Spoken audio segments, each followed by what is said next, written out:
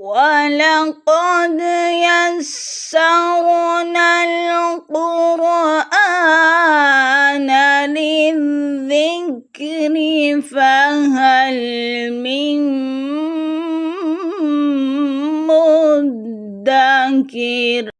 اور بے شک ہم نے قرآن کو نصیحت کے لیے آسان کر دیا ہے، تو ہے کوئی نصیحت لینے والا؟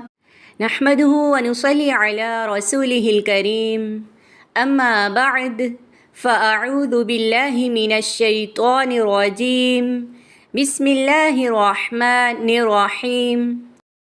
رب اشرح لی صدری ویسر لی امری واحلل عقدۃ من لسانی یفقہوا قولی، رب زدنی علما، اللہم فقہنا فی الدین۔ السلام علیکم ورحمۃ اللہ وبرکاتہ۔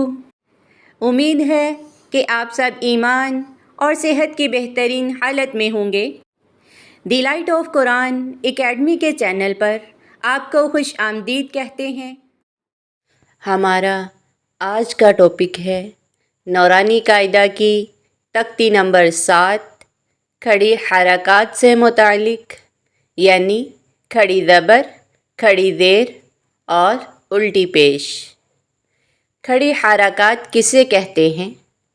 حرف کے اوپر یا حرف کے نیچے الف کی شکل میں جو چھوٹی سی حرکت ہوتی ہے اسے کھڑی حرکت کہتے ہیں، جیسے با کھڑی زبر با، با کھڑی زیر بی، با الٹی پیش بو، با بی بو۔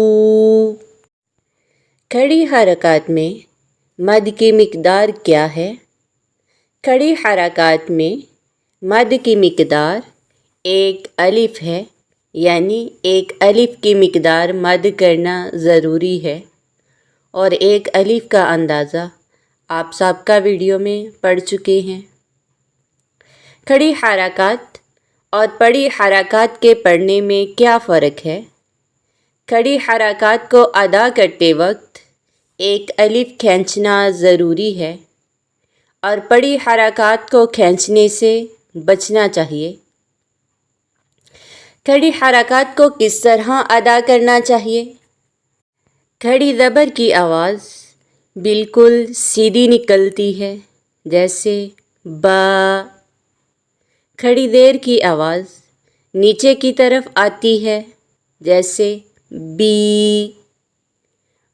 الٹی پیش کی آواز مکمل ہونٹ گول ہو کر نکلتی ہے، جیسے بو۔ یاد رکھیں، کھڑی حرکات الگ سے کوئی چیز نہیں ہے، یہ حروف مدہ ہی ہیں، کیونکہ اس کے فوراً بعد حروف مدہ کی تفصیلی تختی بھی آ رہی ہے۔ یہی وجہ ہے اس تختی کے بعد الگ سے کوئی مشق کی تختی بھی نہیں دی گئی۔ اس تختی پہ صرف محنت اس بات پر کرنی ہے کہ کھڑی حرکات کو ایک الف کے برابر لمبا کیا جائے۔ امید ہے کہ آپ کو کھڑی حرکات کی سمجھ آ گئی ہوگی۔ سبحانک اللہم وبحمدک، نشہد ان لا الہ الا انت، نستغفرک ونتوب الیک۔ والسلام علیکم ورحمۃ اللہ وبرکاتہ۔